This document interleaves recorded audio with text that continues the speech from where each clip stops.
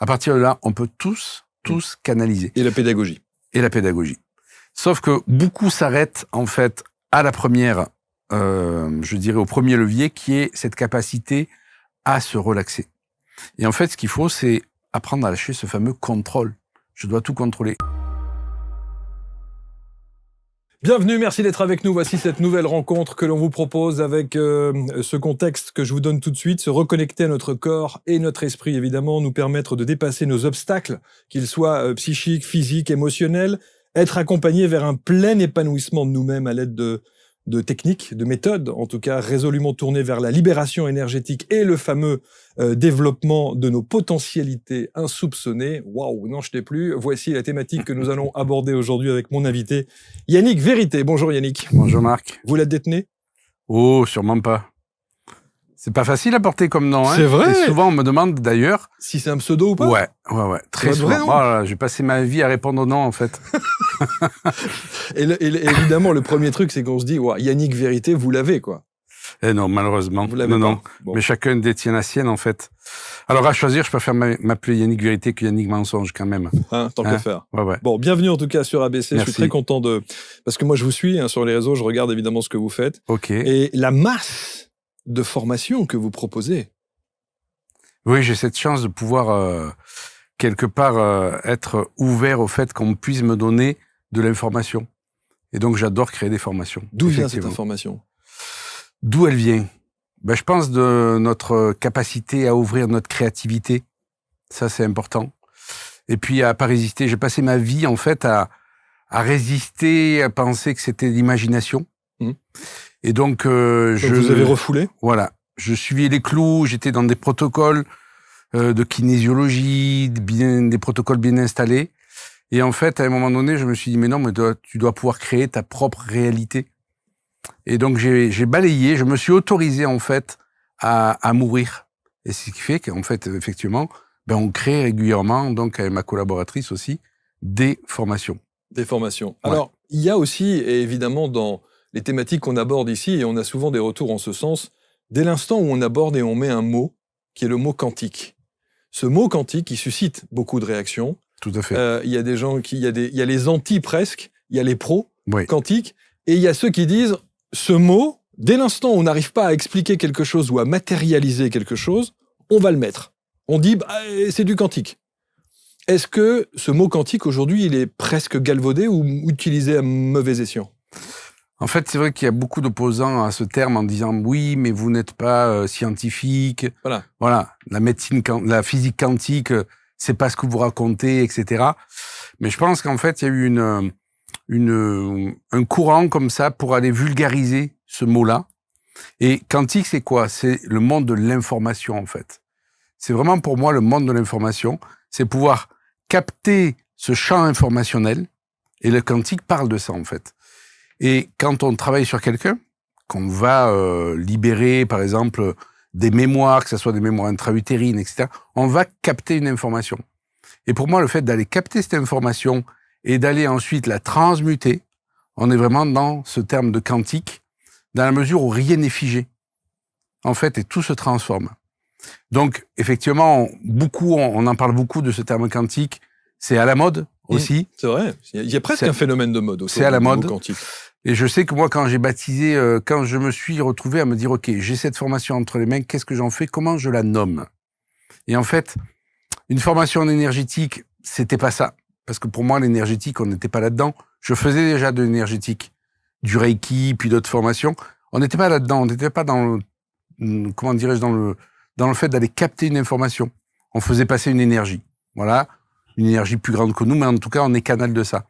Dans la bioénergie quantique, c'est pas du tout. On va chercher l'information adéquate et ensuite, on a cette capacité à la transmuter. Ce qui m'a fait, en fait, le déclic, c'est une interview de Pierre Garnier-Mallet, qui parlait du double quantique. Et jusqu'alors, je travaillais avec des énergies, avec des présences, etc. Et quand il a commencé à parler dans c'était une vidéo, de ce double quantique, je me suis dit, mais en fait, c'est ça. Il y a une partie plus grande que nous qui est capable, en fait, d'aller chercher de l'information et d'aller venir, en fait, nous amener cette transformation à travers l'information.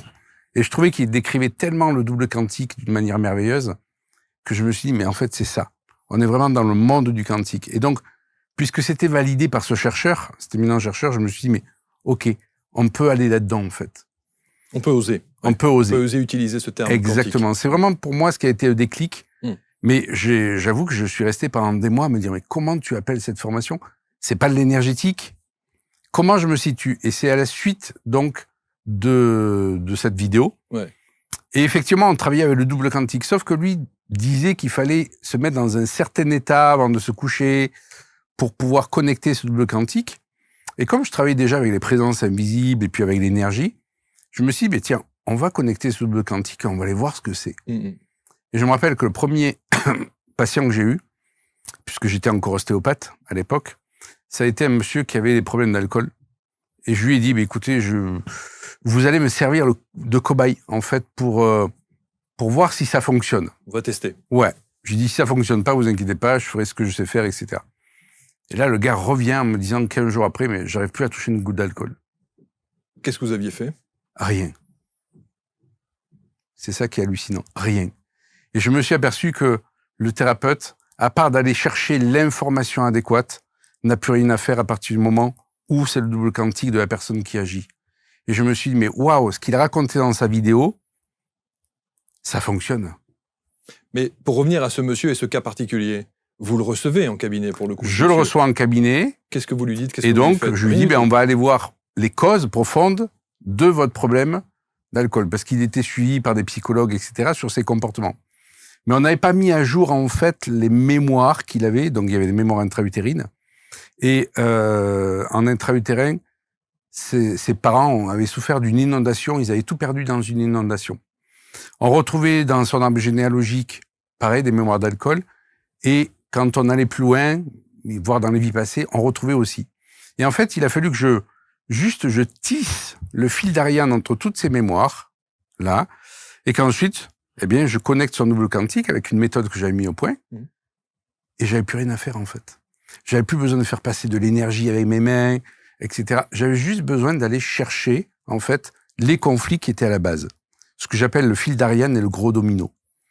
Et à partir de là, j'ai commencé à travailler sur cette technique. Je m'apercevais que même à distance, ça fonctionnait. Alors que plein de gens vous disent, mais non, mais à distance, ça marche pas, c'est placebo. Alors je me suis dit, écoute, on va voir si c'est placebo. Je ne dis pas à la personne quand j'interviens. C'est-à-dire, je ne lui demande pas de se mettre dans une disposition particulière, ni dans un état particulier. Je fais ce que j'ai à faire à un moment donné où il ne sait pas où j'interviens, et on verra ce qu'il en est. Les personnes me relataient en me disant, mais vous n'êtes pas intervenu ce jour-là, à cette heure-ci? J'ai senti des trucs qui se passaient en moi. Alors qu'ils n'étaient pas du tout au courant du moment où j'intervenais. Donc là, je me suis dit, mais waouh, il se passe des trucs dans le champ informationnel qui, quelque part, nous dépassent. Alors, est-ce que le terme quantique est bon ou pas? Moi, je me suis vraiment appuyé sur cette conférence qu'il faisait en me disant, mais ouais, pour moi, on est dans le domaine de l'information, on n'est plus dans le domaine de l'énergie. Et c'est là où j'ai compris qu'en fait, il y avait 3 strates. Il y a la strate de l'information, ensuite de l'énergie et ensuite de la matière. Quelqu'un qui a décidé de créer un objet tel que cette tasse, par exemple, il a eu une information. Il s'est dit, mais tiens, j'ai envie de donner cette forme à cette tasse. Ensuite, qu'est-ce qu'il a fait? Il a mis de l'énergie pour créer, il a rassemblé les matériaux, etc. Il a donné ensuite vraiment matière à ça. Et c'est là où je me suis dit, mais en fait, là où il faut agir, c'est plus sur l'énergie, c'est sur l'information. C'est elle qui chapeaute tout, en fait. Et à partir du moment, effectivement, on modifie l'information, selon un certain procédé, l'énergie qui en découle n'est plus la même et la matérialisation n'est plus la même. Que signifie être libre pour vous? Si vous aviez à évaluer votre niveau de bien-être sur un curseur de 0 à 10, quelle note vous donneriez? Il existe au fond de chacun de nous un lieu silencieux et lumineux. Et si les réponses à vos questionnements, si la solution aux problèmes qui entravent vos vies se trouvait dans les racines de votre histoire familiale?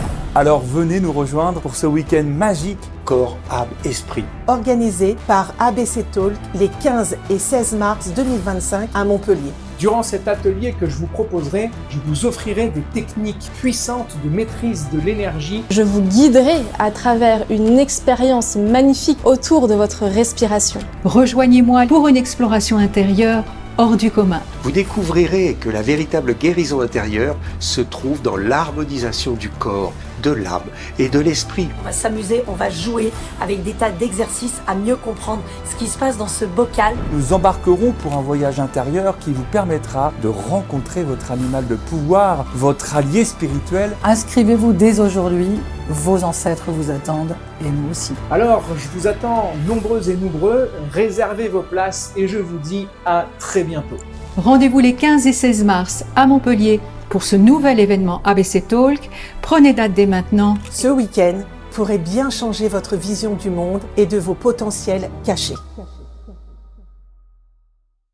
Alors, on va parler évidemment de la bioénergie quantique, puisque Mhm. c'est une des thématiques, une des formations, en tout cas, que vous proposez, Tout à fait. phare. Comment est-ce qu'aujourd'hui, Yannick, vous définiriez? Parce que j'ai l'impression que vous êtes un couteau suisse, en fait. Vous êtes on se dit, voilà, il est médium, il est thérapeute, il est coach, il est formateur, il est conférencier, alors vous savez qu'en France, on aime bien mettre les gens dans des cases. Oui. Ça, c'est, voilà. Bon. Et quand on vous demande dans la vie, qu'est-ce que vous faites dans la vie? Vous dites quoi? Moi, je dis que je suis un décrypteur du fil d'Ariane. Ouh là là, ce qui, pour 90% des gens, ne veut rien dire. Exactement. C'est exactement ça. C'est vrai. J'ai toujours eu beaucoup de mal à me définir, et j'ai toujours beaucoup de mal à me définir. Parce qu'effectivement, comme vous dites, on a besoin d'être enfermé dans des cases, surtout en France.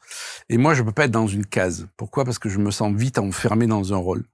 Et ça, je me suis dit, en fait, c'est le fruit d'une insatisfaction, je dirais, chronique, qui fait que, ouais, tu fais ça, mais après, tu as envie de faire ça. Et j'ai compris qu'après, c'était pas une insatisfaction chronique, c'était ce qu'on appelle de la multipotentialité. C'est-à-dire, une fois que j'ai investi un domaine et que j'ai compris comment ça fonctionnait, j'avais besoin d'aller en investir un autre, en fait. Pour pas me sentir limité. Je me suis dit, mais pourquoi se sentir limité, ne parler que d'un thème, etc. Donc, pour me définir, en fait, ça serait vraiment d'aller chercher l'information dissonante chez la personne, c'est-à-dire celle qui la limite, qu'elle soit issue d'un conflit qu'il vit, ou qu'elle soit issue d'un message de l'âme. En tout cas, il y a une information dissonante qui empêche cette personne de vivre ce qu'elle veut vivre. Et pour moi, ce qui est intéressant, c'est en fait d'être un détective de l'invisible. Vous êtes un guérisseur? Non. Pour moi, le guérisseur, c'est vraiment seulement la personne quand elle s'autorise à guérir. Pour moi, je suis juste un détective. Vous savez que cette phrase, elle est difficilement audible. Vous vous rendez compte? Dire à Complètement. quelqu'un, quand la personne s'autorise à guérir, elle guérit. Ouais. Les gens qui sont dans ce tourbillon oui. de la maladie, c'est terrible d'entendre ça. Ça veut dire que si aujourd'hui je suis en souffrance et que ma maladie progresse et que ça ne marche pas pour moi malgré tous les protocoles, C'est ma faute. c'est ma faute. Voilà. Et c'est là où c'est mal interprété. Parce qu'en fait, c'est pas une question de faute ou une question de conscience. C'est une question de mémoire, en fait. Et quand on s'autorise à guérir, ça veut dire que on s'autorise à aller voir, en fait, ce qui est dissonant chez nous et qu'on va commencer à travailler là-dessus. On va commencer à le libérer. Et c'est ce qu'on appelle les fameux gains secondaires ou les bénéfices secondaires. Mais c'est pas du tout conscient que ces personnes ont ça. Cette personne que j'ai reçue pour la première fois où j'ai travaillé en bioénergie quantique, c'était pas conscient si jusqu'à présent, en fait, elle n'arrivait pas à sortir de son alcool. Et c'était pas sa faute. C'était tout simplement que les mémoires qui lui causaient cette problématique n'avaient pas été mises à jour. C'est un engrammage. C'était un engrammage. Et en fait, s'autoriser, c'est ça. Alors, je ne sais pas si le terme, c'est vraiment le meilleur, s'autoriser. Mais en fait, moi, je me suis aperçu que, à partir du moment où je me suis dit, OK, il y a des personnes qui captent que je faisais des tas de stages, en fait, pour essayer d'aller capter l'invisible. Alors, c'est vrai que ce qui me rebutait un peu, c'est que chacun avait été le descendant de Ramsès ou de Néfertiti ou d'Isis. Et là, je me disais, il y en a ouais, beaucoup, il n'y a jamais eu de SDF dans les vies passées, c'est hallucinant.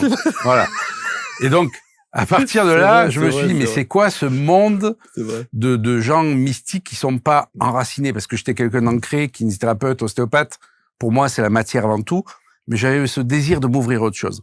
Mais quand je faisais des stages, je voyais des trucs fous. Je me rappelle, dans un stage, il y en a une qui dit « J'ai guéri tous les cristaux de la Terre avec le maître des cristaux ».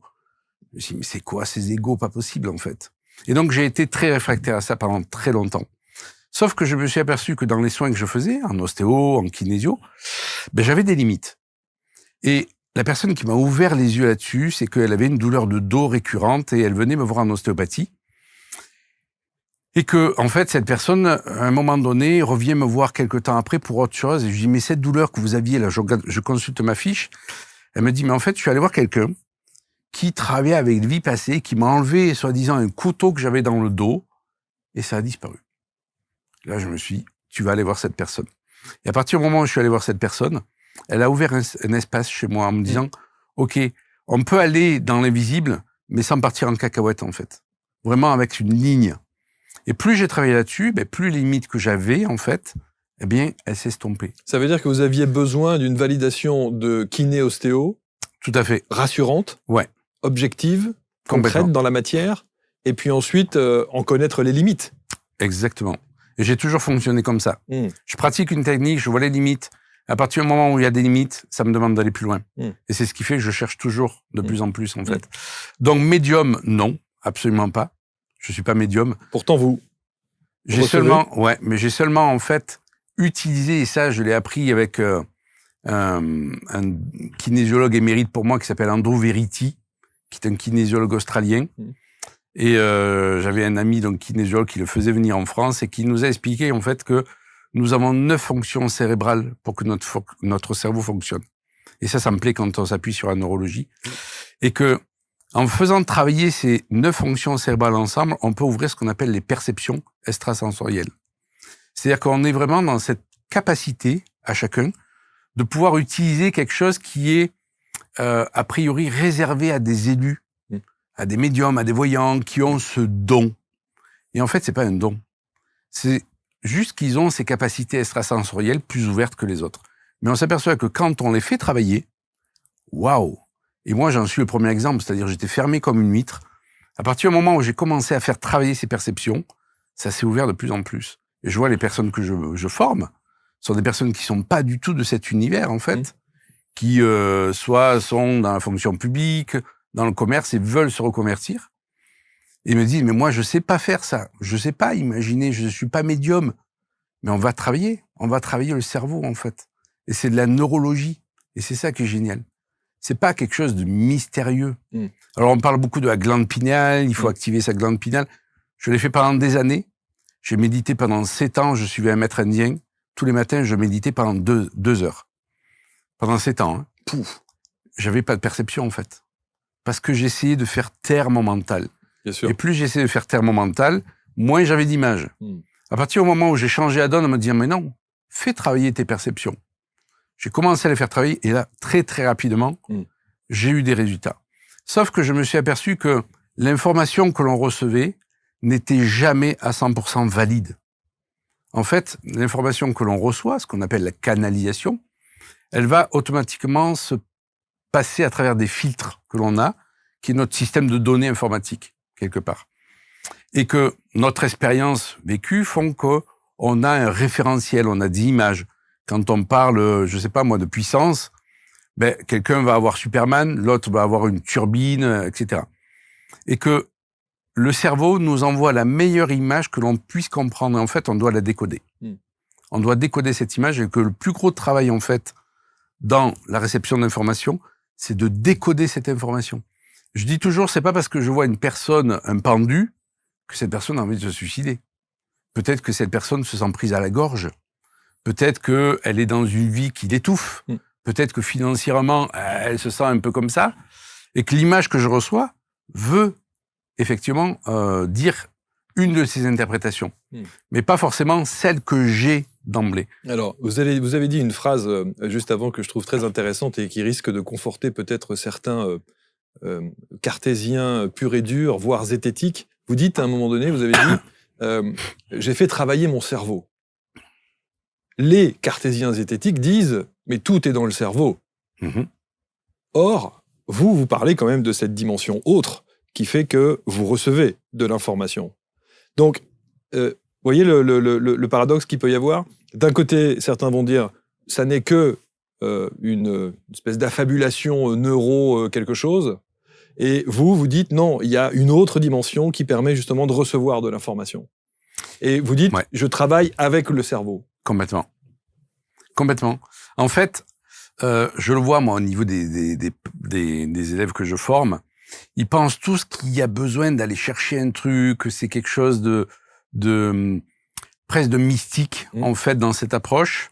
Mais tout se passe à travers le cerveau. C'est-à-dire que nous réceptionnons l'information grâce en fait à quoi? À nos perceptions, et notamment nos cinq sens. Quand je suis avec une personne, je connais pas cette personne, et je me dis, je sais pas, à son contact, je ressens, je sais pas, quelque chose qui me trouble. Va voir ce qui te trouble. Je sais pas, de la tristesse.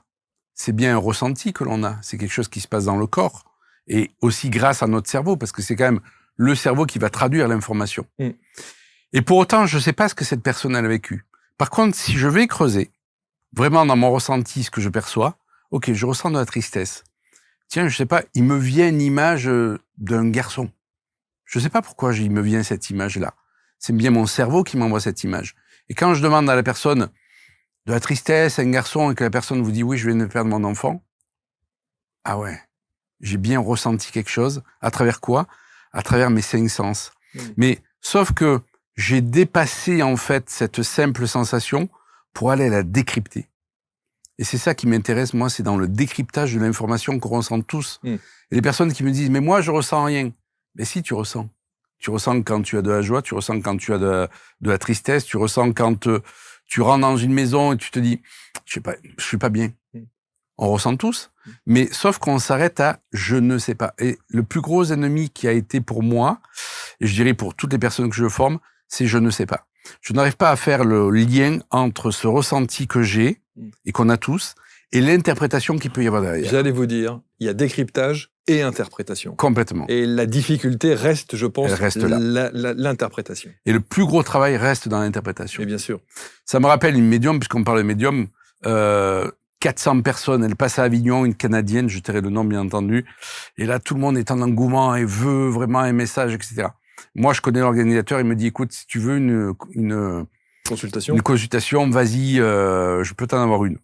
Très curieux, moi, je commençais à aller dans cet univers et j'ai une consultation avec elle. Et là, d'emblée, je m'assois et elle me scotche, elle me dit, votre père n'est pas votre père. Je dis déjà, la pédagogie, elle est pas terrible. Voilà. C'est un peu brutal. C'est un peu brutal. Je connais ni Dan ni Naden, ni Dave ni Nadan. Et là, elle me dit, non, votre père n'est pas votre père. Et je connais mon histoire familiale parce que je l'avais travaillé en psychogénéalogie. Et il y avait un doute, effectivement, de paternité sur ma mère, pas sur moi. Moi, quant au moi, comme moi, mon père, on sait très bien que c'est lui. Mais sur ma mère, elle a toujours douté que son père était son père. Okay. Et là, je me dis, cette nana, elle est très forte, sauf qu'elle prend pour argent comptant ce qu'elle reçoit. Elle ne teste pas, en fait, l'information qu'elle reçoit. Ouais. Donc, l'information était vraie, mais elle s'est trompée d'un étage. Et j'ai trouvé ça très, très dangereux, en fait. Bien sûr, d'une génération, elle se trompe. Ouais.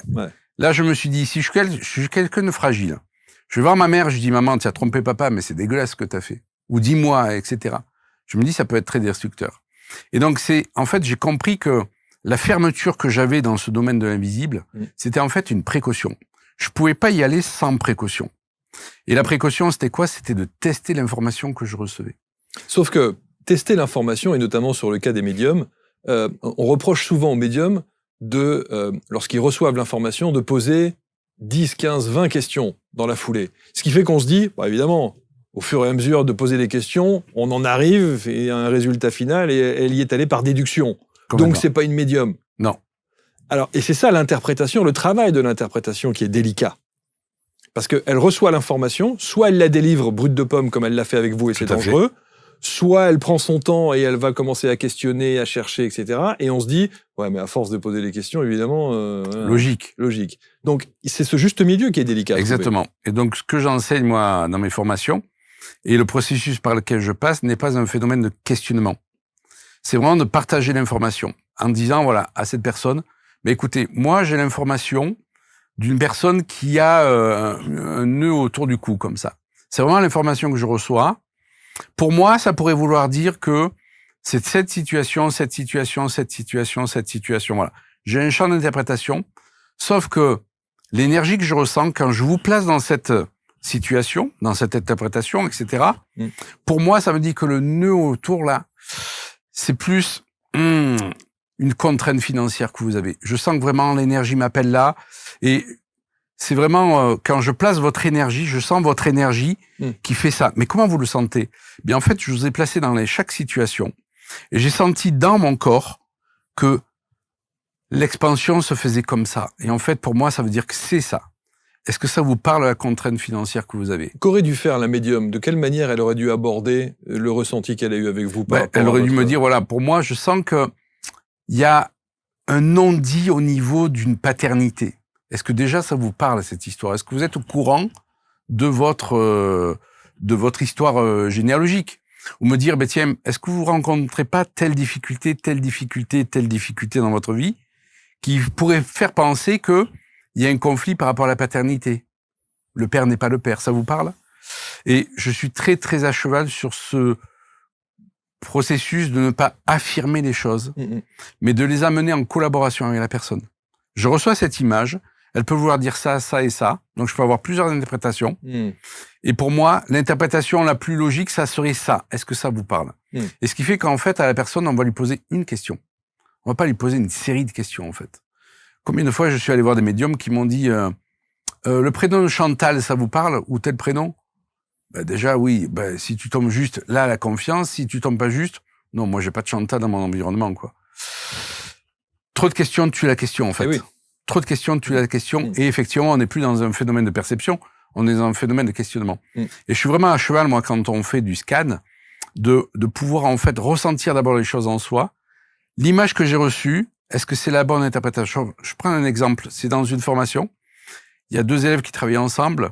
Et il y en a une qui lève la main en disant je vois une montagne, mais je sais pas ce que ça veut dire. La montagne, ça peut être plusieurs choses. Ça peut être le fait de vouloir gravir des montagnes et donc de se mettre une pression pas possible ou d'avoir des objectifs très élevés. Ou un obstacle.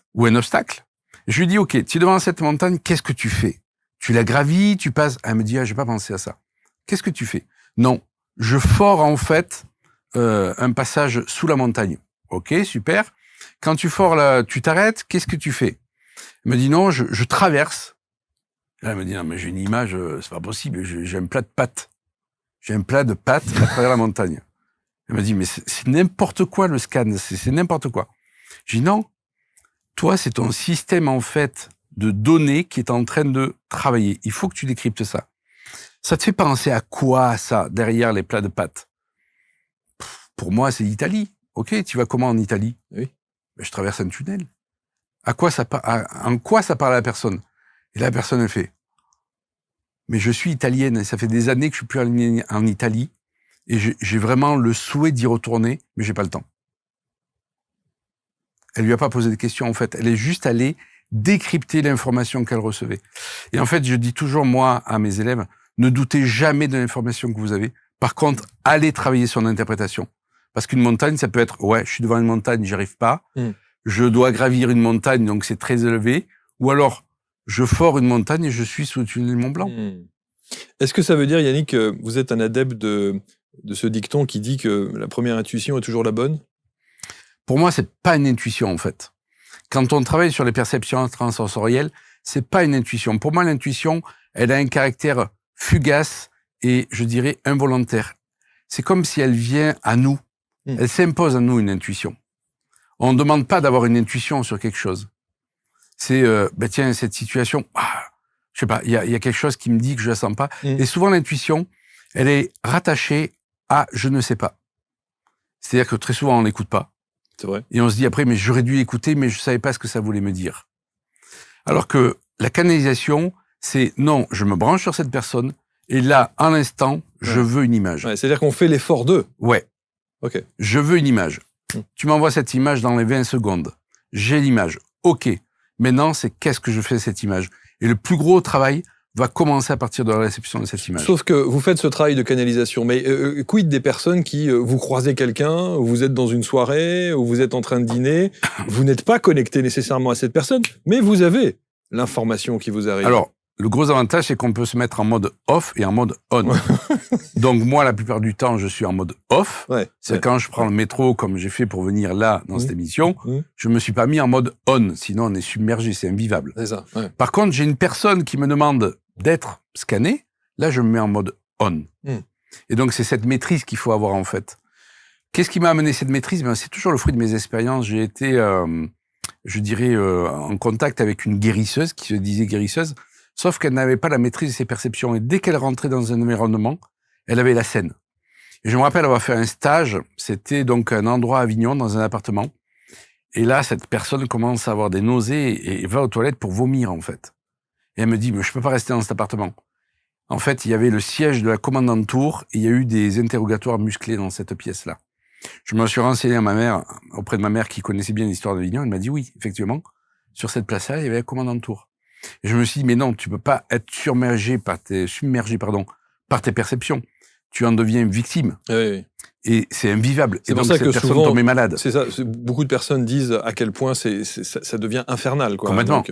Donc, moi, je vais dans un endroit. Si je me branche pas sur la mémoire de cet endroit, je perçois rien. Ok. Parce que j'ai pas envie de percevoir la mémoire. Et ça me rappelle donc une session qu'on a eue avec des étudiants et je les voyais arriver, mais le lendemain, ils étaient comme ça. Je leur dis, mais les gars, il faut arrêter de picoler, quoi. C'est pas le Club Med. Ils me disent, mais Yannick, on t'assure qu'on picole pas. Il y a un truc. Donc, avec ma collaboratrice, on se branche là-dessus, et là, on voit que ça vient de la maison. On cherche, et là, on voit qu'il y a un pendu dans la maison. Il y a un pendu dans la maison, et on sait exactement que c'est dans une chambre mansardée. On dit, ben, vous allez demander au proprio s'il n'y a pas eu un truc un peu macabre qui s'est passé. Et effectivement, il a eu confirmation que cette maison appartenait à l'ancien notaire du village, et il s'était suicidé parce que sa femme s'était barrée avec un autre. Et donc là, on s'est dit, mais ouais, mais c'est ça qu'il faut. C'est j'ai besoin d'informations, je me range dessus. Une fois que j'ai l'information, je débranche. Heureusement que dès que je vois une maison, je me branche pas pour savoir, ça serait infernal. C'est sûr. Ça serait infernal. Et pour moi, c'est pas le domaine de l'intuition, ça. C'est vraiment, je me branche, j'ai l'information, je la décrypte, et c'est fini. Et ce qui est assez encourageant et rassurant, c'est de se dire que ça s'apprend. Ça s'apprend. Complètement. Et c'est pas moi qui le dis, ce sont tous les élèves que j'ai, qui sont pas de cet univers, qui n'avaient jamais eu une image, etc. Mais quand en fait, il y a il y a vraiment 3 étapes. La première étape, c'est de se relaxer et d'arrêter d'être toujours branché sur le mental. C'est de revenir à ses sensations. Déjà, ça, c'est un exercice qui n'est pas simple. C'est un gros travail. Déjà. Revenez à vos sensations, revenez à votre corps. Et donc, les formations que je fais, eh bien, permettent ça. La deuxième chose, c'est soyez cette coupe vide qui reçoit l'information. Ne vous attendez pas, n'ayez pas de préméditation sur je dois recevoir ça. Non, tu reçois une pomme, quoi. Tu reçois une montagne, tu reçois une montagne. Tu reçois un mot, tu reçois un mot, et c'est OK, tu l'acceptes. Et la troisième étape, c'est le décryptage. À partir de là, on peut tous canaliser. Et la pédagogie. Sauf que beaucoup s'arrêtent, en fait, à la première, je dirais au premier levier, qui est cette capacité à se relaxer. Et en fait, ce qu'il faut, c'est apprendre à lâcher ce fameux contrôle. Je dois tout contrôler. Et le contrôle, c'est quoi? C'est le cerveau gauche. C'est vraiment une emprise du cerveau gauche à travers l'ego. Et là, justement, le fait de se relaxer, d'apprendre à recevoir, c'est d'aller vers son cerveau droit. Sauf qu'à l'école, on ne nous permet pas. Dans la famille, on ne nous permet pas. Et en fait, on n'a pas fait le lit, en fait, à l'ouverture de ce cerveau droit. Alors qu'on a 2 cerveaux. Si on a 2 cerveaux, c'est pour s'en servir. Et donc, les personnes qui n'arrivent pas à contrôler ces ressentis sont trop dans le cerveau droit. Et les personnes qui sont fermées à ce ressenti sont trop dans le cerveau gauche. Il s'agit de faire un équilibre, en fait. Ouvre-toi sans te laisser déborder. Et très souvent, en fait, on ne s'ouvre pas parce qu'on a peur de ce qu'on va trouver de l'autre côté. Et quand on rassure la personne en disant, mais ouais, t'as eu une montagne, tu as fourré la montagne, tu es allé voir qu'il y avait un plat de pâtes derrière, il y a quoi de dangereux à ça? On ne travaille pas dans le monde des morts, avec des esprits, etc. On travaille juste dans le fait de recevoir une information. Et pour recevoir cette information, il y a aussi un raccourci qu'on fait très souvent et qui revient, et c'est de dire non mais laisse tomber, c'est mon mental. Complètement. On croit que c'est l'imagination. Oui, exactement. Ouais, exactement. L'imagination... C'est comment faire la différence, entre cette information qui nous arrive et ce qui pourrait être généré par notre mental. Complètement. L'imagination, elle a un rôle crucial. En fait, l'imagination, c'est ce que j'appelle l'imagerie mentale. C'est-à-dire qu'elle vient de nous, l'imagination. Si je demande, tiens, imagine une pomme. OK, je vais travailler pour imaginer cette pomme, peut-être avoir le goût, la forme, etc. Donc ça, c'est mon imagination qui travaille. Donc c'est de l'imagerie mentale. Quand je reçois une information, c'est une information qui n'est pas commandée, c'est une image astrale. C'est-à-dire qu'elle me parvient comme ça. Je m'attendais pas à voir ça, et boum! Je m'attendais pas à voir cette montagne, et elle s'impose à moi, en fait. C'est pas de l'imagination. L'imagination va intervenir après, l'imagerie mentale, intervient après, pour aller établir des scénarios qui sont au plus proche de ce que vit la personne. Tiens, effectivement, je m'attendais pas à voir ce pendu. Ça arrive comme ça. Boum. c'est pas mon imagination. C'est quelque chose de subi. C'est pas moi qui le contrôle. Par contre, là maintenant, je vais échafauder des scénarios qui vont me permettre d'interpréter. Alors, ce pendu que je vois là, c'est quoi? C'est t'as envie de te suicider? Il y a des mémoires de suicide. Tu t'es suicidé dans une vie passée. T'es pris à la gorge. T'en peux plus de ton mariage. C'est quoi exactement? Là, l'imagination, elle rentre en jeu. Elle produit des scénarios qui font que, ben ouais, c'est ce scénario-là que je vais choisir. Parce que c'est celui qui m'attire. C'est celui où en fait l'énergie, elle est plus expansée, où l'intelligence innée me dit que c'est ça. Et là, on passe pas par un phénomène de question. Ça vous parle quand je vous dis d'être comme ça au niveau financier? Ah bah ouais, c'est exactement ce que je vis. Et tout ça, donc, ça s'apprend avec... c'est ce que vous avez mis dans la bioénergie quantique? Alors, dans la bioénergie quantique, il y avait déjà cette capacité à canaliser, puisque moi, je l'utilisais dans mon ostéopathie. J'étais très frustré quand je voyais des personnes revenir, en fait, en ostéopathie, et me disaient, mais ma douleur part pas. Eh oui. J'étais pas meilleur ostéopathe que les autres. Et quand ils avaient fait déjà 3-4 ostéos, des chiro, et que la personne vient me disant, mais j'ai toujours ma douleur de bassin, en fait. Ben, ton bassin, il veut dire quelque chose, mais j'ai pas ce mode de décryptage. Et donc, ce que je faisais, c'est que je mettais ma main sur le bassin et je laissais venir l'information. Et là, je voyais un couple. Ça vous parle, le couple? Ben ouais, ça me parle dans la mesure où, effectivement, j'ai un amant et un mari, je sais pas lequel choisir. Ah, t'as le cul entre deux chaises. D'accord. Donc, ton bassin, il se déstabilise autrement. Donc, j'ai compris que là, ben, ça servait à rien de vouloir manipuler la pièce osseuse. Il fallait que je travaille en amont, en fait. Vous voyez? Et c'est vraiment ce qui a fait le nid d'aller chercher de l'information. Et comment vous avez travaillé, alors? Sur ce cas précis, par exemple, une fois que vous avez... Alors là, c'était sur la discussion. La personne me disait, ben oui, effectivement, qu'est-ce que je peux faire? Ben, je vais travailler en kinésiologie, parce que c'était mon outil. Après l'ostéopathie, j'ai fait de la kinésiologie. Merveilleux outil, mais qui ne contentait pas mon cerveau droit, trop protocolaire, en fait. Je m'enfermais dans des protocoles. Et pour autant, j'adore la kinésiologie, c'est un outil magnifique. Mais il me laissait pas assez la place au cerveau droit. Et c'est là où je suis tombé, effectivement. On dit que quand, je dirais, l'élève est prêt, le maître apparaît, je tombe sur cette vidéo de Pierre Animali. Voilà. Qui me dit, mais non, on peut travailler ça sur avec le double quantique.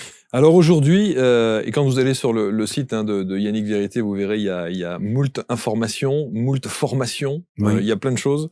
Quand on parle de bioénergie quantique, alors vous rajoutez d'ailleurs neuro-bioénergie quantique.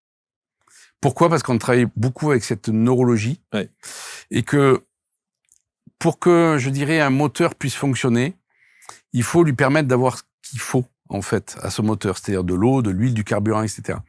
Très souvent, on veut travailler sur un contexte psychique, résoudre une problématique, mais on s'aperçoit, par exemple, que des systèmes régulateurs dans le corps sont pas OK. Et le cerveau fera toujours passer, en premier lieu, ce qui nous permet d'avoir une homéostasie, les systèmes régulateurs, plutôt que d'aller travailler sur le contexte psychologique. Et les personnes n'avancent pas dans leur contexte psychologique. Pourquoi? Parce qu'elles ont des fonctions cérébrales débranchées, par exemple.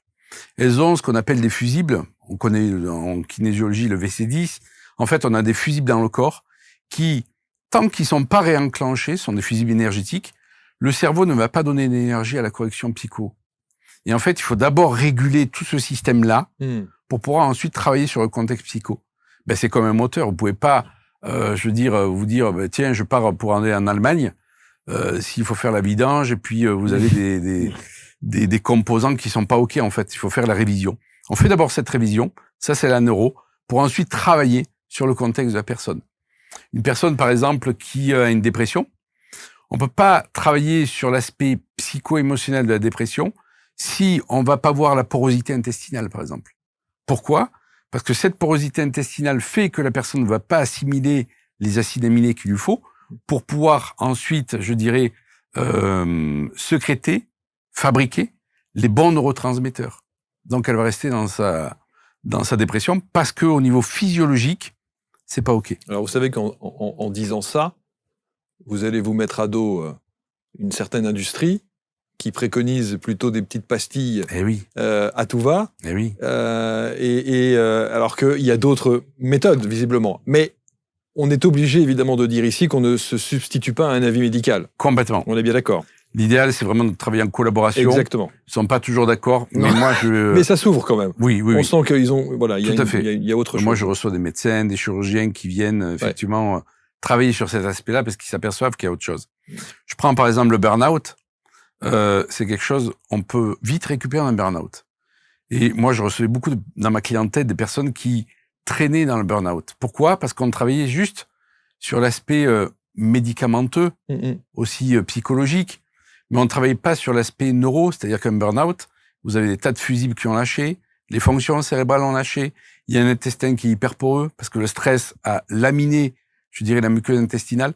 Et si on ne travaille pas sur tous ces aspects, on va traîner dans un burn-out. Et les personnes, moi je vois dans mes formations, première question que je leur pose, qui c'est qui a fait un burn-out? Il y a, la moitié de la salle. Ok, on va d'abord travailler sur la récupération. Pourquoi? Parce que l'apprentissage que vous devez faire, ça va ramer. Donc, il faut d'abord récupérer du burn-out. Donc, on va vérifier tous les systèmes. Et à partir de là, vous allez pouvoir ensuite apprendre, engrammer, mémoriser, etc., etc. Oui, la méthodologie est complète. Complète. On ne peut pas s'engager dans un process de formation si on n'a pas révisé tout ce qui va bien avant. Exactement. On fait d'abord la révision générale. Et pour parler des dépressifs, par exemple, je n'ai jamais dit à un dépressif d'arrêter un traitement. Jamais. C'est pas quelque chose qu'on fait si on passe mettre la médecine à dos. On va travailler à côté. Pourquoi tu as cette dépression? Est-ce que c'est quelque chose de physiologique? Est-ce que tu as une intolérance au gluten? Est-ce que ta flore, elle est laminée? Est-ce que tu as eu un gros trauma? Est-ce qu'il y a dans ta famille une famille de dépressifs, etc. On travaille à plusieurs niveaux, en fait, dans cette compréhension globale de la personne. Et à côté, elle continue son traitement et elle voit avec son médecin ensuite. C'est pas notre partie, ça. Et effectivement, il y a beaucoup trop de thérapeutes qui ont voulu se substituer à la médecine et c'est la raison pour laquelle il y a un conflit énorme. Bien sûr. Et je le comprends. Et en premier lieu, je comprends. On ne dit pas à une personne qui a un cancer d'arrêter sa chimio. Elle continue son traitement. Et son traitement ne nous regarde pas, en fait. Par contre, je vais travailler à côté sur la compréhension de pourquoi tu vis ça, en fait. Qu'est-ce que c'est? Un conflit? C'est le trajet de ton âme? Qu'est-ce qui se passe au niveau des mémoires? Tout ce que ça doit vouloir nous dire aussi au niveau du chemin, mais aussi sur les systèmes internes. Et vous avez eu des résultats extraordinaires? On a des résultats. Est-ce que c'est des résultats extraordinaires? Je ne sais pas si c'est extraordinaire, mais en tout cas, moi, je dis jamais je suis le guérisseur. Sauf que comment savoir? Parce que c'est ça qui nous est souvent reproché, en tout cas que la science reproche souvent. Est-ce que c'est votre action qui a permis de rétablir une situation de maladie de quelqu'un, ou est-ce que c'est le traitement que le médecin lui a octroyé? Moi, je m'en fous, en fait. C'est le résultat qui compte, bien entendu. Je m'en fous de savoir si c'est moi. Voilà. Et en fait, moi, j'apprends à mes élèves à être vraiment dans cette neutralité. Et c'est le plus difficile, en fait. Quand on est confronté à un échec, mais qu'est-ce que j'ai fait? Je suis passé à côté, etc. Quand j'ai une réussite, ouais, super. Plus on est dans la neutralité, plus on est lisse par rapport à ça, plus on va être neutre et plus on peut être actif, en fait. Donc, je dis toujours à mes étudiants, quand vous testez quelque chose qui, vous avez le résultat de suite, n'en faites pas une joie. Par contre, si vous échouez, n'en faites pas un échec. Essayez d'être le plus neutre possible par rapport à ça. Et si une personne va mieux, ben génial pour elle. Bien sûr. Mais c'est toujours un peu frustrant de ne pas savoir d'où vient ce côté, cette amélioration dans ça. Alors l'amélioration, moi, je n'ai jamais cherché d'où elle vient. Par contre, je vais toujours chercher, en fait, d'où vient la non-amélioration. Comme j'ai toujours fait, moi, en ostéopathie, etc. Ok, cette personne, elle vient pour être torticolis. Ça fait la deuxième fois que je la vois. Je vais pas la voir 10 fois. Il y a autre chose derrière. Si cette vertèbre reste pas en place, il y a autre chose derrière. Ben ouais, elle cherche sa direction dans sa vie, par exemple. Là, dernièrement, j'ai été un peu bloqué du cou. Fort heureusement, j'ai une collaboratrice qui est géniale. Je dis, va voir un peu ce qu'il en est. Et donc, je suis allé 2 fois chez Eukiro. Ça n'a pas marché. Parce que ma vertèbre me donnait quelque chose de plus, en fait. Donc, on a travaillé sur l'aspect psycho-émotionnel qui me parlait complètement. Comme quoi, on dit toujours, c'est les cordonniers les plus mal chaussés. Oui, j'avais oublié, en fait, une fonction neurologique primaire qu'on appelle la fonction cérébrale, qui est que quand vous avez votre glande pinéale qui est sous stress et qu'elle n'est pas assez alimentée en magnésium, elle va aller bloquer une vertèbre. Ça, c'est d'un neuro. Et donc, j'ai fait quoi? J'ai mis de la lumière sur ma glande pinéale, j'ai pris du magnésium, on a libéré le muscle, et le coup va beaucoup mieux. Comme quoi, on est vraiment un ensemble assez complexe qui fait qu'on n'est pas que de l'alimentation. Et c'est là où je me bats un peu contre les naturaux qui disent « Oui, mais il faut faire par l'alimentation, etc. » Non, Si ton problème, il est 90% psycho-émotionnel, t'as beau modifier ton alimentation, ça fera pas grand-chose. Et Dieu sait que j'ai eu des personnes qui avaient des maladies de Crohn, qui avaient des traitements de 300 € par mois en naturopathie, en travaillant juste la mémoire de trahison qu'elles avaient eue. Ben, je dis pas que la maladie de Crohn a disparu. Les symptômes ne s'exprimaient plus, en tout cas. Si votre problème, il est vraiment alimentaire, allez, pourquoi travailler sur le psycho-émotionnel, en fait? Et pour moi, c'est indispensable d'aller cartographier, d'aller tester là où, en fait, l'intelligence innée de la personne nous appelle en disant, travaille là-dessus. Ouais, c'est un problème psychogénéalogie, travaille sur la psychogénéalogie. C'est un problème alimentaire, travaille sur un problème alimentaire. Moi, je sais que je m'étais fait ensuite, je sais plus ce que c'était, un lumbago, etc. Oui, c'était ça, un lumbago. Parce que j'avais juste changé d'huile d'olive. Et ça, c'est un acupuncteur qui me suivait, qui m'a enseigné ça, en fait. Pareil, je ne sortais pas d'une bronchite parce que je mangeais des amandes. Il me dit, alors il prend le pouls, il me dit, mais tu as fait une cure d'amandes dernièrement. Mais comment, avec le pouls, il peut arriver, en fait, à déterminer que j'ai mangé trop d'amandes? Arrête les amandes, je vais te réguler. La bronchite, parti. Et c'est en me faisant suivre de cette manière-là, et en étant confronté à des échecs, que j'ai compris qu'en fait, il y avait vraiment cette besoin de cartographier là d'où venait le problème. C'est passionnant. Quid des personnes qui viennent vous voir et qui disent et qui ne savent pas quelle est la problématique? Ils savent qu'ils ne vont pas bien ou qu'elles ne vont pas bien. Ils savent qu'elles ne sont pas nécessairement alignées, qu'il y a toujours ce mal-être permanent, mais qui se disent « je sais que je ne vais pas bien, qu'est-ce qu'on peut faire ?» Alors, on a un rôle éducatif aussi, de leur dire que effectivement, leur corps exprime qu'il n'est pas bien, ou la psyché, d'accord? Mais qu'en fait, c'est pas l'organe qui exprime le symptôme qui a la problématique. Il y a toujours un système de voleur-volé dans le corps, en fait. C'est-à-dire que c'est pas parce que j'ai mal à mon estomac que mon estomac a forcément un problème. Ça me rappelle un ami qui est devenu un ami, il était professeur de batterie. Son père est décédé d'un cancer de l'estomac. Et lui avait très mal à l'estomac. Et bien sûr qu'il allait travailler, en fait, la peur qu'il avait d'avoir un cancer. On avait travaillé son alimentation. Quand je dis on, c'était d'autres thérapeutes, hein, c'était pas moi. Et donc, il vient me voir là-dessus en me disant, mais j'ai tout essayé et il n'y a rien qui se fait, en fait. J'ai toujours ce douleur d'estomac, je suis pas bien, etc. Oui, j'ai peur d'avoir un cancer, comme mon père. Et en fait, je me suis aperçu, en décryptant, canalisant, que je le voyais dans un groupe et non plus dans son école.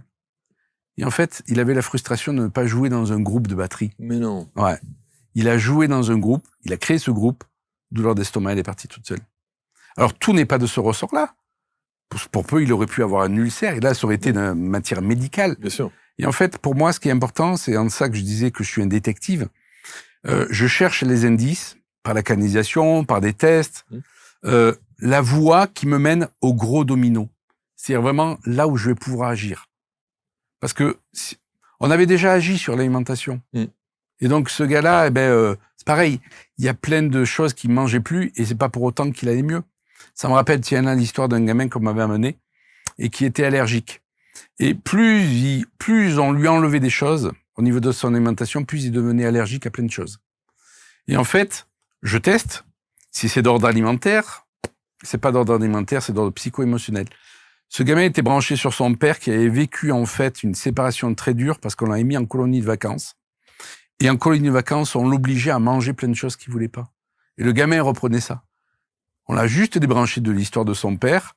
Le gamin, il a pu remanger mais tout ce qu'il voulait. Wow. Mais ça veut dire que, pour rester sur la thématique des enfants, tous ceux que l'on voit et toutes les problématiques qu'on entend à l'école sur les HPI, sur les TDA, sur toute cette voilà. Non mais je pense qu'il y a des faits avérés quand on parle effectivement de ces situations d'enfants, mais il y a aussi un phénomène de mode où on met un peu tout au fourre-tout là-dedans parce qu'on se dit c'est pas de sa faute, il est HPI ou il est TDAH ou il est ceci et cela. On peut intervenir sur ces enfants qui ont cette spécificité-là au travers de ce que vous préconisez? Ouais, complètement, ne serait-ce que moi j'ai commencé il y a déjà 20 ans sur les enfants hyperactifs à qui on donnait de la Ritaline, etc. Ces enfants hyperactifs, on s'est aperçu qu'en fait, déjà, quand on leur permettait de consommer moins de sucre, ils fabriquaient plus de sérotonine parce que la vitamine B3, en fait, était trop prise par le fait d'assimiler le sucre où il n'y a pas de fibres, pas de vitamines, etc. Et donc, ces gamins-là, il faut refabriquer de la sérotonine. Déjà, ils arrivaient à se calmer. Et donc, bien sûr qu'on peut intervenir ne serait-ce que là, déjà, mais ensuite, quand on intervient sur l'intra-utérin, mais c'est énorme. Moi, j'ai eu beaucoup d'enfants qu'on nommait effectivement HPI, etc., etc. Alors, je dis pas qu'on va les sortir de ça, parce qu'effectivement, on a de plus en plus, je dirais, on est quand même dans l'heure du Verseau où on s'éveille de plus en plus, et on s'aperçoit que les gamins sont de plus en plus éveillés. Mais on a tendance aussi à enfermer ce qu'on comprend pas dans des stéréotypes comme ça. C'est comme les fibromyalgiques. Fibromyalgiques, c'est une grosse famille. On a fourré là-dedans des symptômes qu'on comprenait pas. Et moi, j'ai eu affaire à un dentiste qui était devenu un ami. Il arrivait à sortir des personnes fibromyalgiques juste en faisant un équilibrage dentaire. Juste avec ça. Donc, lui, c'était sa manière d'intervenir. Mais effectivement, dans ces grandes familles-là, on peut intervenir. Ça, c'est évident. Après, c'est toujours pareil. Est-ce qu'on a des résultats? Oui, sur certaines personnes, non sur d'autres. Bien sûr. Ça, c'est évident. Alors, il y a plein d'outils parce que, allez voir sur le site yannickverité.com. C'est ça. Il y a toutes les formations. Alors, aujourd'hui, on peut vous consulter encore? Moi, je consulte plus. Ah, vous faites plus? J'ai laissé la place aux praticiens que je forme. Bien sûr. Voilà. Et moi, je me régale surtout à enseigner. C'est vraiment, et à chercher. Je me suis aperçu que si je continue à consulter, j'avais pas le temps pour tout. Et que, quelque part, mon paradigme changeait. Et donc, non, je consulte plus. Moi, je fais des mentorats, c'est-à-dire j'accompagne les entrepreneurs dans leurs problématiques. C'est-à-dire, pareil, c'est bien de soigner l'entreprise, mais il faut soigner aussi le bonhomme dans l'entreprise. Voilà. Et donc, je me régale à faire ça parce que ça me permet d'aller... J'avais besoin de sortir du cadre de la maladie. On me consultait beaucoup pour la maladie, pour les blocages. J'avais besoin de sortir de ce cadre-là pour avoir un cadre, je dirais, plus dans l'élaboration d'une entreprise. Donc, j'en prends quelques-uns dans l'année. Sinon, le reste de mon temps est pris, effectivement, par les formations. C'était important de préciser ça pour ne pas bombarder Yannick. Exactement. En disant voilà mon problème. Ni nous, on transmettra pas les messages derrière. Dans un webinaire, c'est la moitié des questions, c'est ça. Oui, j'ai ça.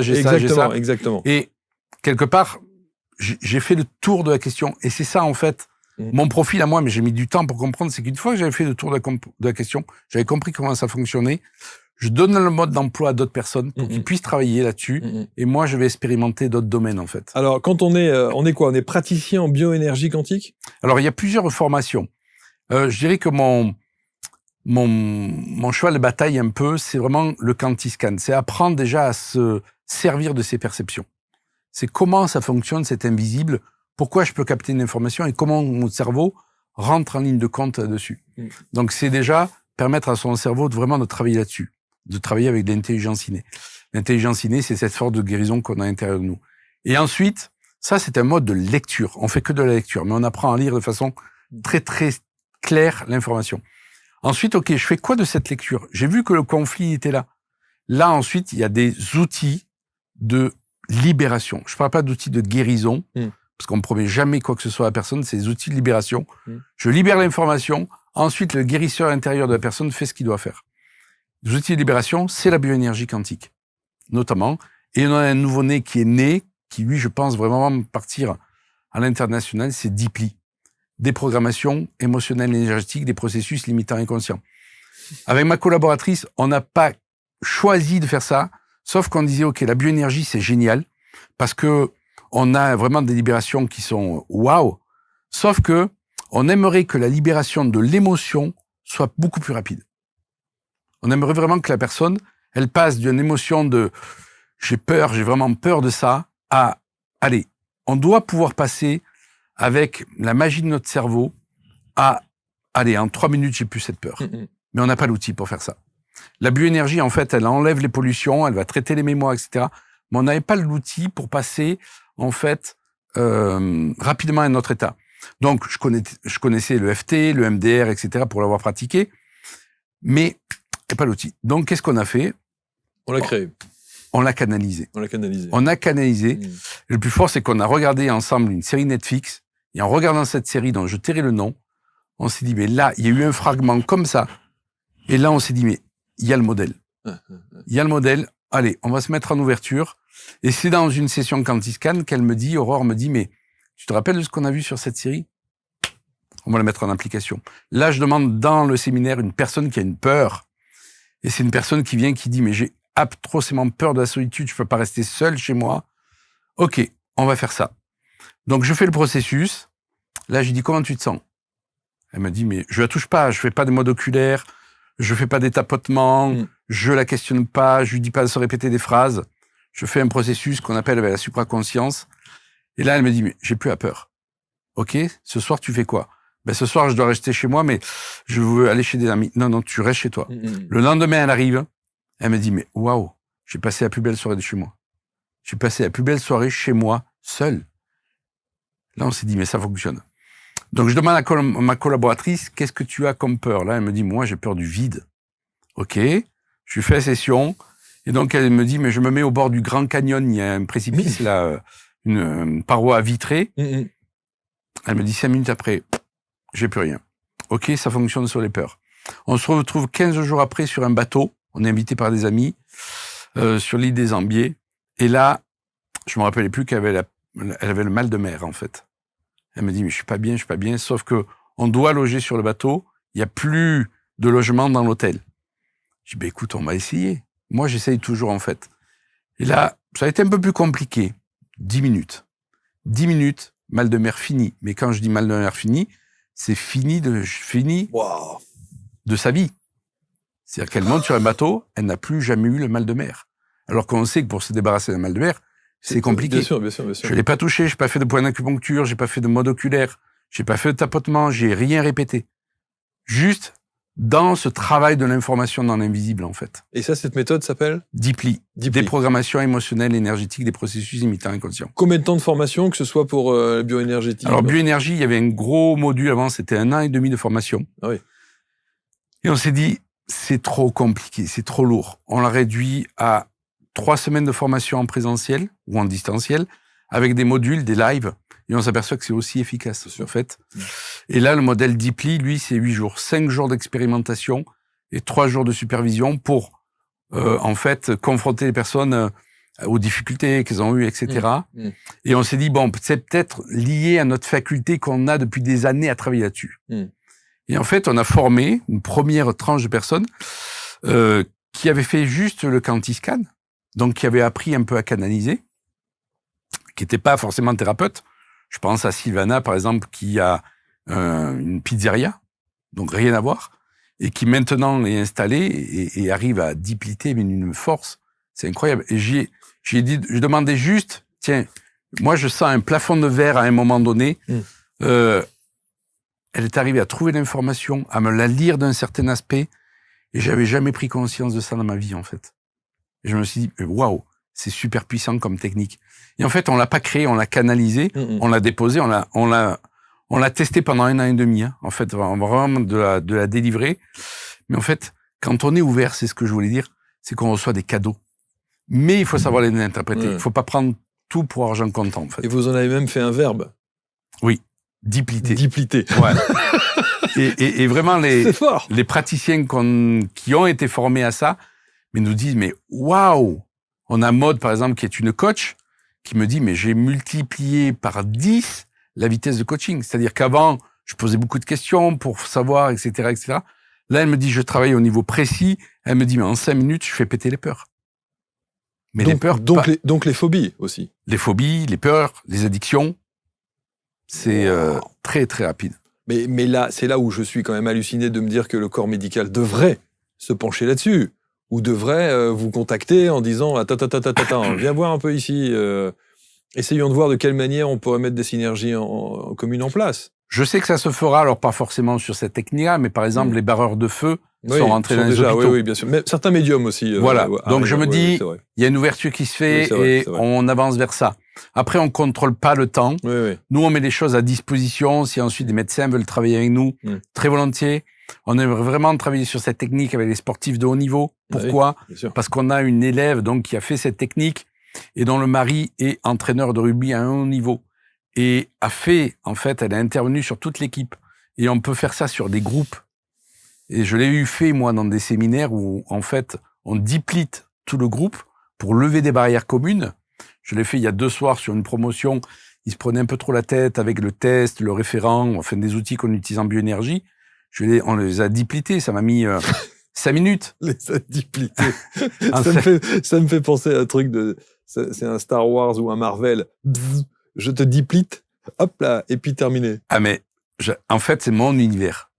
C'est mon univers. Et je sais que les gens qui ont créé ça sont des précurseurs, en fait, sur les facultés du cerveau. Vraiment. Et en fait, comme c'est mon univers, je me dis que, quelque part, on n'a que les limites qu'on se fixe. Et que ce qu'on faisait déjà en bioénergie, où il y a des super résultats, et on travaille à un autre niveau, là, on travaille dans la reprogrammation, on s'est dit, on doit pouvoir reprogrammer comme ça. Et vraiment, un grand merci à Pierre-Yann Emané, qui m'a ouvert cet espace avec cette vidéo. Sinon, jamais j'aurais cheminé comme ça, en fait. Est-ce que honnêtement, vous pensez que vous auriez le même statut aujourd'hui si vous n'aviez pas eu la crédibilité que vous a apporté l'ostéopathie et la kinésio, la kiné? Ouais, je pense pas. Moi, ça m'a donné vraiment une base, je dirais, physiologique dans le corps, en fait. C'est ça, et cette approche cartésienne. Voilà. Sauf que c'était, entre guillemets, trop cartésien. Quand je massais quelqu'un et que cette personne, il fallait faire 15 séances de massage et que, ça allait mieux, mais c'était pas ça. Et en fait, moi, j'ai eu une hernie discale à l'âge de 20 ans. Et elle a été aussi mon guide, cette hernie discale. Parce qu'à l'âge de 20 ans, quand je faisais mes études de kinésithérapie, je suis allé voir un neurochirurgien qui m'a dit, mais il faut vous opérer. Non, je vais pas me faire opérer, c'est pas possible. Déjà, j'avais cette intelligence innée qui me dit, non, si tu as pu fabriquer cette hernie discale, tu peux la résoudre. Et en fait, elle a été vraiment le guide sur mon chemin pour me dire, écoute-toi et fais vraiment ce que tu as envie, en fait. Et cette hernie discale me parlait de la frustration que j'avais à ne pas être dans le métier que je voulais. Kiné, c'était chouette, mais c'était pas le métier que je voulais faire. C'est extraordinaire. C'est que moi, j'ai ça. Ah ben voilà. On va parler de j'ai frustration. J'ai une hernie discale et une sciatique qui revient régulièrement. Elle s'en va, elle revient, elle s'en va, elle revient régulièrement. Et je me suis posé ces questions-là, existentielles. Qu'est-ce que le corps essaie de me dire? Quelque chose d'essentiel. Mais sans doute quelque chose d'essentiel. À partir du moment où je suis devenu formateur, ça a été fini. Oui, parce que vous étiez aligné avec ce que vous aviez envie de faire, profondément. Profondément. Oui, bien sûr. J'étais vraiment aligné avec ça. Alors, on dit souvent que l'hernie discale peut sécher, etc. J'ai jamais refait de scanner, etc.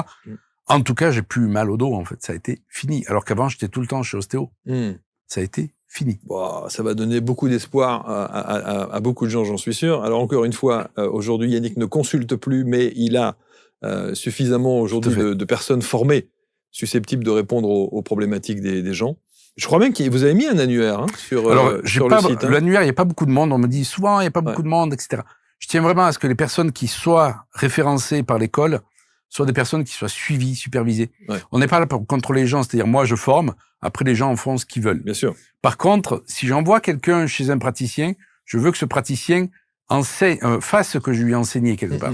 Et je me suis aperçu que, oui, c'est le chemin de tout à chacun. La personne est formée en bioénergie, mais nous dit pas, tiens, je suis parti vers l'hypnose. Et donc, la personne, je l'envoie en bioénergie et on lui fait une séance d'hypnose. Et là, je me suis dit, c'est pas OK. Donc, les praticiens qui sont sur l'annuaire sont des praticiens qui sont supervisés et qui ont vraiment cette philosophie dont je viens de parler là. Magnifique. On ouvre une petite parenthèse qu'on est obligé de refermer évidemment très vite parce que quand on décide de suivre une formation, évidemment, il y a un coût. Bien sûr. J'ai regardé le coût de vos formations, qui est un certain coût, que certains pourront peut-être décrier, peut-être dénoncer aussi, parce que c'est un coût relativement élevé, mais c'est aussi une formation, c'est un métier, donc inévitablement, qu'est-ce que vous répondez à certains détracteurs qui vont se dire, non. Alors je dis que tarif élevé, c'est toujours en fonction, je dirais, de son référentiel. Bien sûr. Non, mais bien sûr. Moi, j'ai eu des formations de certains coachs, dont je dirais le nom, où on est à 10 000 € les 6 jours, par exemple. Voilà. Donc, le mot élevé, qu'est-ce qu'il veut dire déjà? Ça, c'est la première chose. C'est en fonction de nos repères. La deuxième chose, c'est on a souvent trop tendance à séparer, je dirais, le spirituel, le matériel. Oui. Le spirituel, ça doit être gratuit, etc. Pour moi, tout ce que je dis là n'a rien de spirituel, en fait. C'est juste, en fait, un entraînement. Voilà. Comme si je prenais, en fait, je dirais, un professeur de tennis avec lequel je vais m'entraîner, je vais le rémunérer de toutes les manières. Il y a vraiment ça. Et que je pense qu'il est vraiment temps d'arrêter de penser que le spirituel, c'est équivalent à c'est gratuit, il faut être dans l'abnégation, etc. Là où j'ai pris conscience de ça, c'est quand j'ai commencé à suivre le maître indien. Il a dit une phrase capitale en disant « Vous avez l'argent, nous on a les enseignements ». Et en fait, quand j'allais en Inde, ben, c'était payant et c'était tout à fait normal, à hauteur de ce que c'est pour l'Inde, en fait. Et j'ai commencé à me dire, mais ok, tu scannes, tu travailles avec l'intelligence innée pour savoir ce qu'est les tarifs. Tu vas t'aligner au niveau des tarifs de ce que tu penses qui sont en adéquation avec la valeur, en fait, de ce que tu donnes. Voilà. Et donc, c'est vrai que je suis désolé, mais on ne donne pas une formation de Reiki ou quoi que ce soit. Bien sûr. On donne quelque chose qui est précurseur. Je dirais, par exemple, Deeply, on est seul à détenir ça. Les gens nous disent, ouais, mais ça ressemble à ça. Non, mais si tu essaies une technique Deeply, tu vas voir que ça n'a rien à voir avec ce que tu as déjà connu. Et nous, on est très clair au niveau des tarifs et on sait qu'en fait, on attire la personne, quelque part, la clientèle que l'on doit avoir. Oui, et qui a envie d'investir sur elle aussi. Exactement. Et les personnes qui trouvent que c'est trop cher et qui veulent pas investir, il n'y a pas de souci, elles vont ailleurs. Et les personnes qui veulent travailler avec nous, elles nous disent toujours, ben non, en fonction de tout ce que tu donnes, l'enseignement, je dirais le tarif, il est vraiment pas cher. C'est les retours que l'on a, en fait. Voilà. En tout cas, voilà, on referme cette parenthèse que je souhaitais évidemment ouvrir, en accord avec ce qu'on s'était dit hors antenne, mais c'était nécessaire évidemment de l'aborder pour ne pas avoir une avalanche de commentaires sous la vidéo qui vous disent « Eh, mais dites donc !» Mais bon, bref. Voilà en tout cas ce qu'on pouvait dire sur cette thématique de la bioénergie quantique, entre autres évidemment avec le Deeply. Deeply, c'était aussi le titre d'une chanson d'un groupe, je crois, qui s'appelle Deeply. C'est pas Lipstick ou un truc comme ça, Forever? Non, il y a Deeply, je sais plus, enfin bref, c'était le groupe Roxanne dans les années 80. Enfin bref, vous verrez, il y a Deeply quelque chose. D'accord. Peu importe. Okay. Mais en tout cas, c'est fascinant. Je trouve ça fascinant. Je trouve ça également, très honnêtement, je vais vous dire un truc, Yannick. Quand j'ai préparé l'émission, je me suis dit, ça me paraît perchouille. Je révise complètement ce que je viens de dire là. Je trouve que c'est fascinant, c'est passionnant, c'est réaliste, c'est ancré. C'est important. Ça se sent. C'est important. Vraiment, ça se sent dans le discours. On sent que voilà, il y a trop effectivement dans cette dimension spirituelle parfois de boîte à fric. Ouais. Il y a. Bien sûr. Il faut le dire. Bien sûr. Il faut le dénoncer aussi. Mais là, on sent quand même que y a tout un travail en amont qui a été fait, il y a toute une recherche qui a été faite, tout à fait. Et que c'est pas un truc qu'on balance comme ça avec un petit PDF, 3 jours de formation et on passe à la caisse, quoi. Moi, j'avais besoin effectivement, quand je reçois un médecin, que je reçois un professeur, que je reçois un chirurgien, j'ai besoin en fait qu'ils puissent se retrouver dans ce que je raconte, voilà. Et ça m'a beaucoup servi la clientèle que j'avais beaucoup de médecins, etc. J'avais des gendarmes aussi qui venaient, et tout ce monde-là, on peut pas leur raconter n'importe quoi, en fait. Bien sûr. Et même mon approche à moi, et dans ce que je suis, j'ai beaucoup de mal avec les gens qui sont trop perchés, en fait. Beaucoup de mal. Vous n'enseignez pas encore en université? Non. Sur les bancs de la fac de médecine, ça va pas le faire encore. Non, je pense pas. Non, je pense pas. On n'y est pas encore. Non. On va y venir. Il y aura des modules comme ça. Je suis sûr que dans quelques années, il y aura des modules. Je pense qu'ils seront obligés de s'ouvrir à ça. Il y a trop une pression douce, attention, mais qui font que les gens sont en recherche de ça, en fait. Mais ils sont en recherche, mais ce qui est vraiment important, c'est de pas les balader. Et donc, moi, les gens me disent, vous allez dans la vie passée? Ouais, j'y vais. Mais s'il y a besoin d'y aller, tout ne vient pas des vies passées. Ça vient de ton enfance, ça vient de ton alimentation, ça vient de ton mode de vie, mais ça peut venir aussi des vies passées. Donc, ne soyons pas enfermés dans un modèle qui fait que, non, il faut manger cru pour que tu ailles mieux dans ta vie. Moi, si je mange cru, dans 3 jours, je suis mort, en fait. Voilà. Donc, pour moi, je suis très, très méfiant des généralités. Il faut vraiment que ça soit calqué vraiment à la personne. Et pour des personnes, ça va très, très bien manger cru. Pour moi, ça va pas du tout. Merci beaucoup, Yannick. Avec grand plaisir. C'était passionnant. Merci. Vous allez commenter, partager, je sais que ça va l'être. Vous commentez toujours avec bienveillance, comme d'habitude. On va vous mettre tous les liens autour de la vidéo pour que vous puissiez rentrer en contact avec les équipes de Yannick. Et puis, prenez soin de vous, bien entendu. Bon retour à Avignon. Avignon, j'ai cru comprendre, où il fait bon vivre. Oui. Eh ben oui, exactement. Complètement. Et vous avez bien raison. Merci, et on se retrouve pour une prochaine rencontre très vite. Salut.